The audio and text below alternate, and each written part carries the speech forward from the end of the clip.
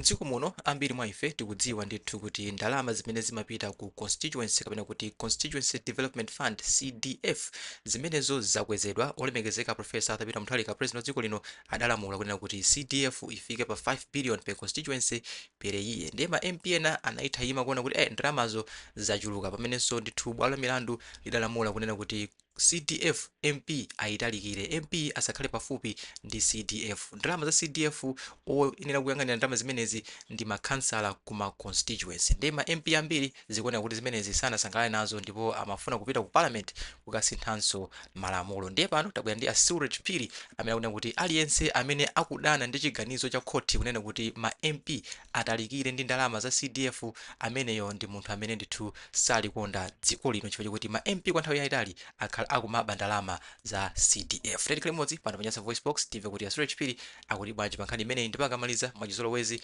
timati musangochoka, mutiuze maganizo anu in the comment section below kuti kodi nkoyenera kuti MP adziyendetsa ndalama za CDF kapena adzingokhala khansala yekha. Mutiuza in the comment section below pompano pa Nyasa Voice Box. Guys, nkhani za CDF zimene zakhala zikulankhulidwa kuchokera ku parliament, civil society komanso masamba a mchezo, ndi nkhani yosafunika kuitengira masewera, chifukwa nkhani iyi ndiyokhudzana ndi malamulo a dziko lino. Ndiye kuitengira masewera patsogolo pano itha kudzapangitsa kuti dziko lino likhale losatsata malamulo, komanso litha kusokoneza zitukuko zimene zikanapita m'madera potsatira constitution yathu imene tili nayo. Mwachidule mosataya nthawi, inayo nkhani imene ndayimverera ndikuiona kwanga ndikuona ngati kuti waona Bojere he has lost direction, komanso ndikudziwa monga lankhula olemekezeka Honorable Kondowe from civil society kuti zikuonetsa ngati kuti it's not one man issue, ndi zikuonetsa ngati ma MP ambiri ali limodzi. Honorable Bojere wangotumidwa koma kuseriko mpaka kwachita kupangidwa task force. Nkhani ya CDF I think inali ku khoti, ndipo khoti linalamula, constitutional court, khoti limene limayang'ana zokhudzana ndi malamulo mdziko lino, linalamula kuti zimene zakhala zikuchitikazi zakuti ma MP azigwira ndalama za chitukuko kunali kuthyola malamulo a dziko lino. Ndipo khoti linawunikira kuti according ndi malamulo a dziko lino ndi ma councillors amene ayenera kumagwiritsa ntchito ndalama za chitukuko m'mamidzi motsatira ma guidelines amene alipo pasi pa district or town assembly. Ndiye ndikhulupirira lina khotiso linaonjezera kuti linapereka ndithu mphamvu ku Ministry of Local Government kuti aonetsetse kuti pamene makansala ndi ma DC akupatsidwa mphamvu, nawonso akhale ali patsogolo kuyang'anira ndi kuyika secretariat yoti iziyendetsa thumba limeneli on district level. Komanso anawunikira ndithu kuti member of parliament sakuyeneranso kutenga nawo gawo pa zokambirana za chitukuko ma district malingana ndi mmene constitution ilili, chifukwa member of parliament ntchito yake ndi kupanga malamulo, imene nyumba yawo imene amakumana ili ku Lilongwe kuno ngati ku parliament. Ndiye pakubwera kwa bill imene akuluakulu ma MP akubweretsa, akuti akufuna kukhonza kunama kwawo, akunama kuti akufuna kukhonza monga khoti lidanenera, akufuna kupanga mislead people kuti ikhale ngati kuti khoti lidanena kuti iwo ma MP akhonze, pamene sizoona. Khoti lidangowunikira mmene malamulo alili kuti ziziyenda according ndi mmene malamulo alili.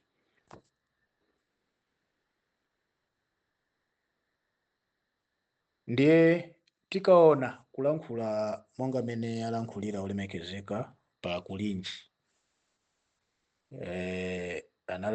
olemekezeka Minister of Local Government Honorable Ben Pili, mukulankhula kwawo natolamo mitingapo pali mutu umene analankhula onena kuti pali gulu lina limene mwina likupanga dala kufuna kusokoneza pakuona kuti 5 billion pa constituency, ndiye kuti administration ya DPP ionetsa kuti yakhazikitsa zitukuko zokhazikika m'midzi zimene ziwapangire ubwino pandale. Ndiye makota ena ngati ku opposition kaya ku independent akuona kuti sibwino kutero. Tikayang'ana pamene papa ndiye kuti tikhala ngati anthu fesi tikukonda dziko, chifukwa nkhani si akulamulira ndani kapena ndi wachipani chanji ayi. Nkhani ndi yakuti kodi amene akulamulira awa akulamulira bwino?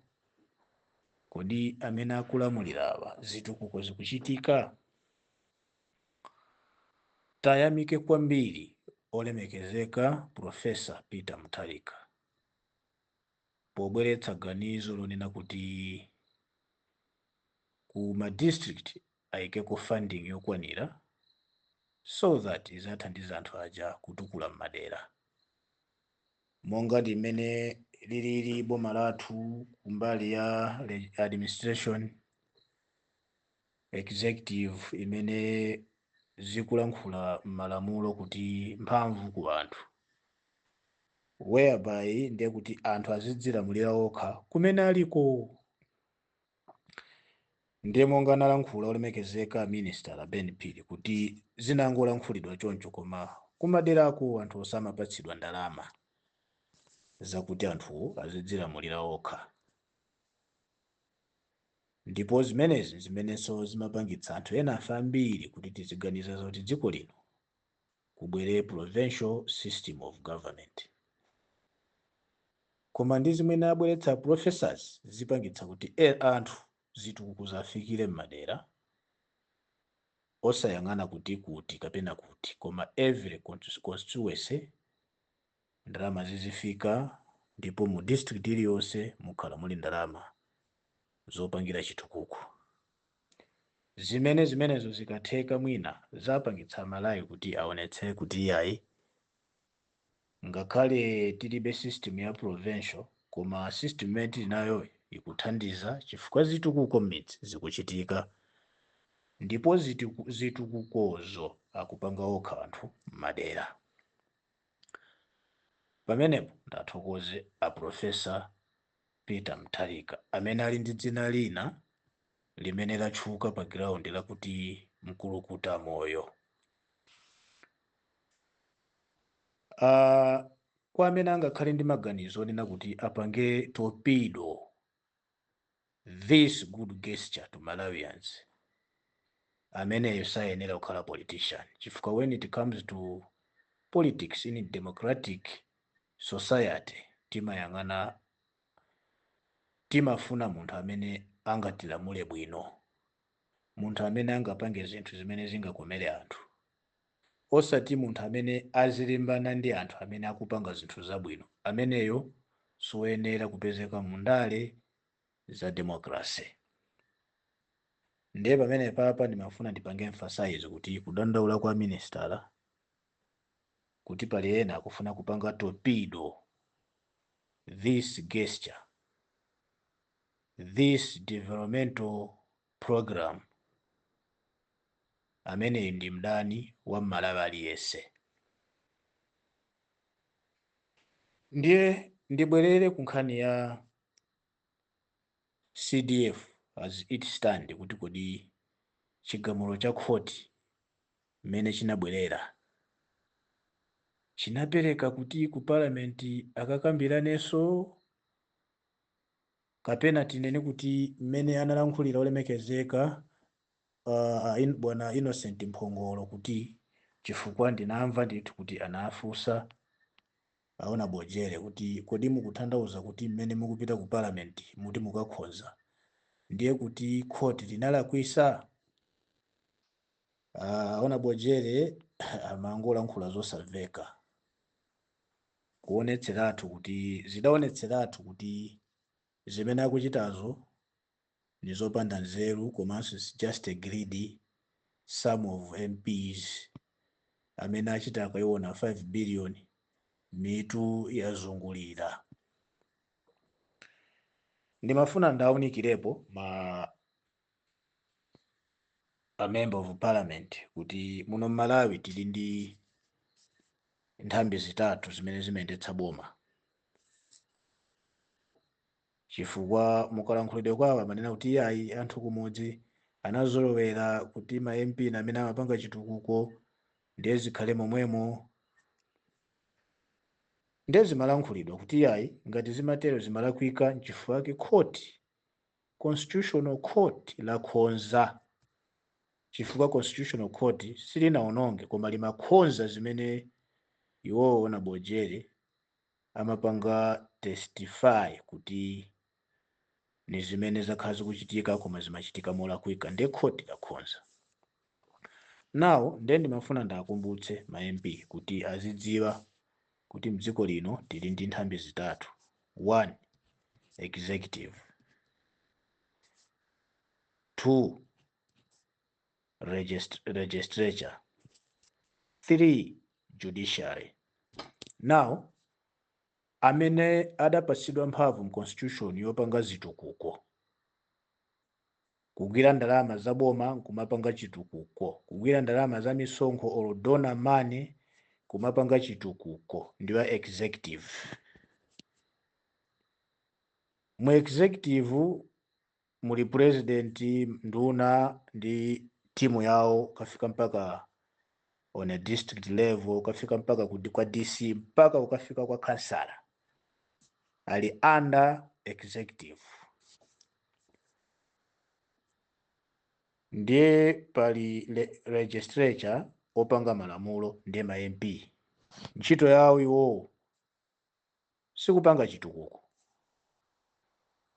Mu nthambi yachiwiri mulibe chitukuko, muli kupanga malamulo and to become overseer, oyang'anira mmene executive ikugwirira ntchito yake pa nkhani yakayendetsedwe ka malamulo komanso ka kuyendetsa dziko pogwiritsa ntchito ndalama za Malawi. Ndiye nthambi yachitatu ndi judiciary, imene imayang'anitsitsa kuti malamulo a dziko lino azitsatiridwa. Wina akapondedwa azipita kwa iwo ukafunsa, iwo azipereka chigamulo. A executive zikalakwika zokhudzana ndi malamulo, iwo apereke chigamulo pamene executive yalakwitsa. Legislature akalakwitsa, iwo azipereka chigamulo pamene legislature walakwitsa. Ndiye apapokha apapa MP wanzeru wachilungamo kuti sali greedy amenera kudziwa kuti this separation of power ni mmene dziko limayendera, dziko lapansi. Chifukwa ngakhale ajaji atati akagwire ntchito za MP, ma MP alankhula kuti ajaji akulowerera. Ngakhale a president atati akagwire ntchito za speaker, ma MP anena kuti a president akulowerera. Same applies to a president ndi timu yawo ku executive. Nchifukwa nkhani inapita ku khoti, akhoti alamula kuti ma MP amalowerera nkhani yogwira ndalama pamene iwo mu constitution mulibe. Nthambi yawo siyenera kugwira ndalama za misonkho, nthambi yawo siyenera kugwira ndalama za donor money. Nchifukwa chake constitutional court idawunikira. Now sinanene kuti pakhozedwenso ayi, constitution has to be the way it is. Koma nawo mphamvu zili kwa olemekezeka Minister of Local Government Honorable Benny Phiri kuyika ma standing orders onetsetsa kuti local government mmene anthu anapatsidwira mphamvu iwathandizira bwanji kuti mphamvu za anthu m'mamidzi zigwiridwe moyenera komanso ndalamazi zisamabedwe. Ndi ntchito ya Minister of Local Government, osati Parliament. Ayi, ndiye akunama onambojera adanama. Ayi, ndi anthu akumidzi amene amadziwa zoti chitukuko timapanga ndife. Ayi, munthu wakumudzi aliyense amadziwa zoti ma MP amaba ndalama za CDF. Reason why it's not their responsibility, it's not their mandate kupanga zitukuko m'mudzi.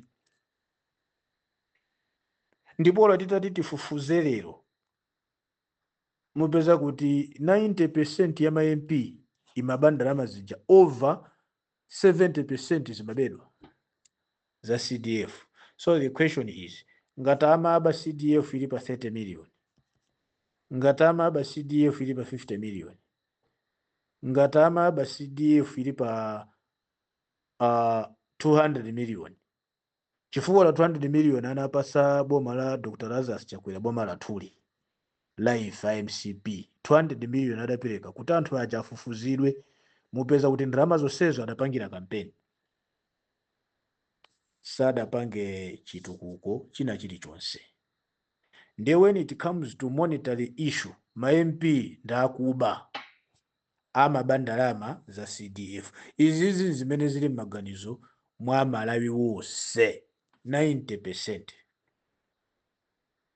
Ndipo ndizoona zake. Ngati akuona ngati tikwanamizira kungopanga audit 200 million chapatsidwa ichi, mupeza kuti sidagwire ntchito pa ground kwa anthu apangira campaign. So iwowo namene ayenera azipanga check and balance. Nditsa ndalama zija tikapatsa iwowo akadya akusowa wapanga hold up to account ma MP kuti kodi mwabandalama titani. Chifukwa iwowo namene ayenera umapanga hold executive to account. Zinakhanga tatembenula oyang'anira kuti zinthu zizenda bwino na amene amaononga. So court linakhonza. Ndiye ma MP chonde tenti likonde dziko, tiye titsatire malamulo amene ma MP tidapatsidwa mphamvu kuti takhonze. Komanso tiyeni tisiye ntchito za ena agwire, ifenso tigwire ntchito zathu. Ndakhala ndikunena mbuyo mukuti mdziko lino tili ndi nkhani zambiri zimene zikhonzedwe ku Parliament. Koma ifoti ku Parliament amapatsidwa nthawi yochepa kupanga deliberate ma issues, zimapeza kuti nkhani zimangogonera. Nde apa mmene khoti lidamasulira kuti ma MP ntchito yanu yopanga malamulo, zitukuko, makhansala, DC under Minister of Local Government anachita bwino. Tapemphe ma MP kuti aonjezere nthawi yoti azikhala ku Parliament. We don't mind kuti nthawi imene akukambirana amalandira ndalama ifeyo chimene timafuna nchoti malamulo amene akulephera kukhonzedwa akhonzedwe, ma MP akhale busy kugwira ntchito zawo ngati ma legislature opanga malamulo mdziko lino. Ife takhala tikuona maiko anzathu parliament amagwira ntchito Monday to Friday, Saturday Sunday apuma, ndipo akasankhidwa kukhala member of the parliament onse amasamuka kupita ku town imene kuli office yawo. Chimene chimayenera chizichitika as mmene court lagamulira, constitutional court, imafunika ma MP akasankhidwa azibwera mulilongo chifukwa chimene kuli office yawo, azikhala mulilongo, azitipangira malamulo mwansanga kuti zinthu ziziyenda.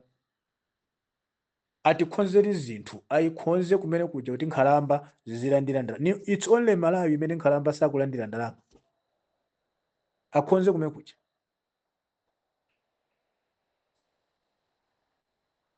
Ndiye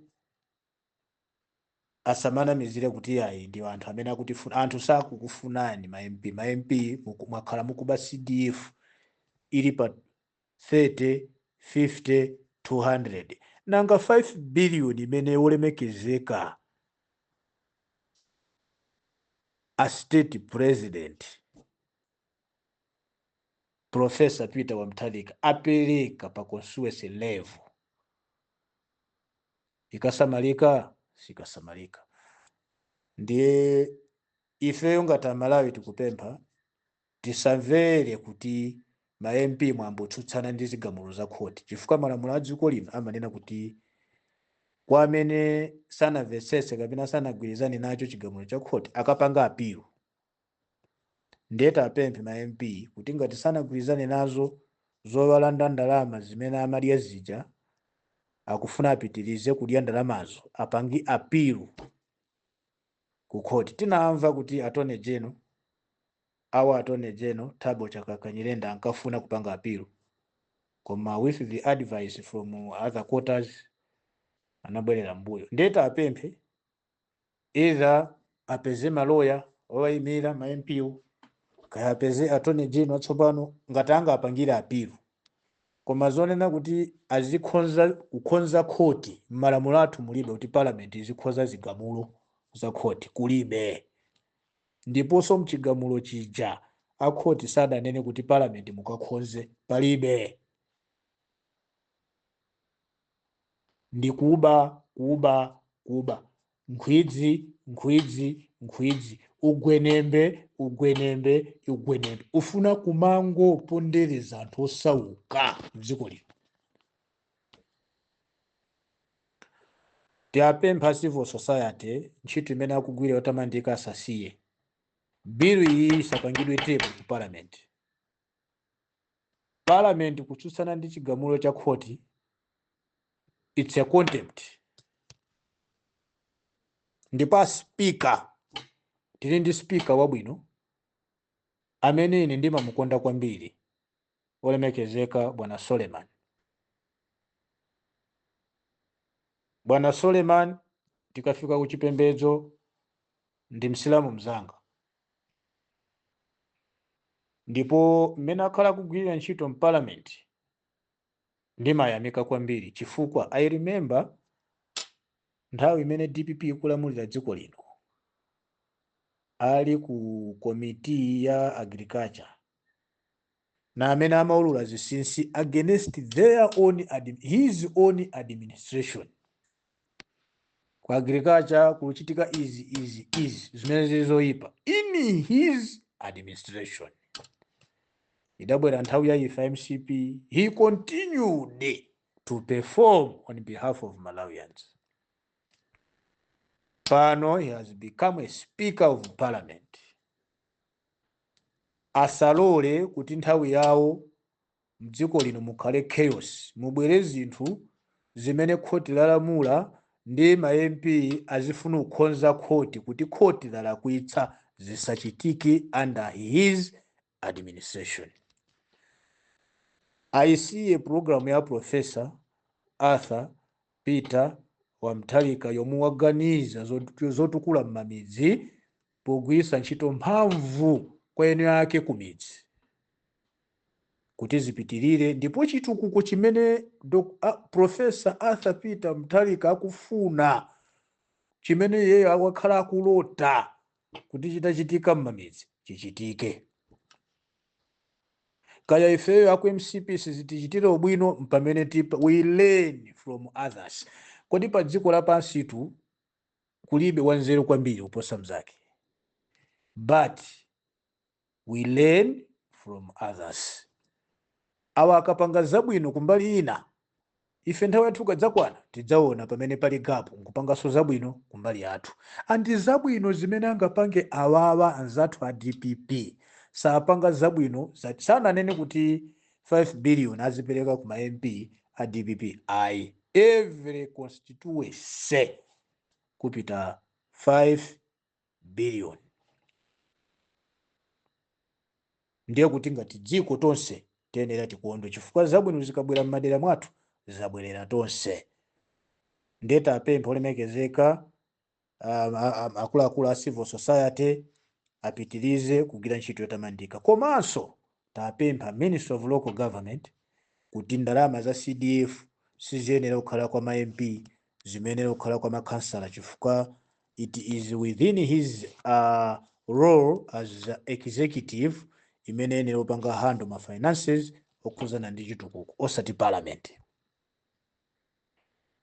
Pomaliza ndapemphe makansala, tili ndi vuto lonena kuti makansala mdziko lino mmakhala ngati mulibe, koma ndikayang'ana ndikuona ngati kuti anthu amene amapikisana po councilorship ambiri amakhala osaphunzira, ambiri amakhala osazindikira.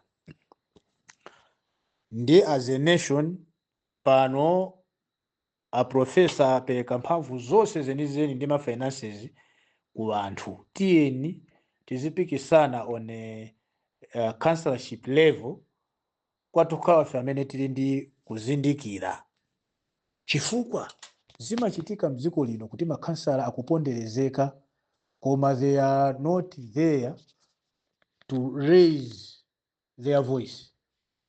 Kumakhala ngati makansala kulibe. And there was a time imene anapangidwa council kuti ati saikeso makansala basi anangochivomereza, though it was unconstitutional, koma yo makansala anangochivomereza. Now even ma salaries mpaka pano kansala akulandira amati chiponda mtengo alibe salary. Kansala ulandira 200,000. What is 200,000? Ndalama imene timaendera nafe mafuta tsiku limodzi. Koma alicheti pamene MP akulandira mamiliyoni, anthu ogwira ntchito za boma osiyanasiyana akulandira mamiliyoni. Iyeyo kansala is a hub of development amene akhali ndi salary yabwino. Alichete makansala because ndi anthu osazindikira, anthu osaphunzira ambiri, anthu osayenda. I'm here to encourage them. They have to raise up their voice. Zisachitike izi. Constitutional Court yaunikira kuti iwona amene ali ndi mphamvu asairoli parliament kuti igwiritse ntchito mphamvu zawo molakwika kumalimbana ndi khoti, kumatsutsana ndi khoti. Iwo alichete pamene khoti lathandizira kwaunikira nkuapatsa mphamvu kuti tengani chuma ichi cha anthu kumamidzi kugwiritsani ntchito na DC ndi mafumu ndi magrupu osiyanasiyana ma development committee amene musankhe MP asakhalepo. Iwo makansala alichete. Ngati maudindo simukuafuna chokaponi, ngati mapanganawo compete kuti mukhale kansala ncholinga mukakhale useless people, mukakhale zimwera zachabechabe, get out from those seats.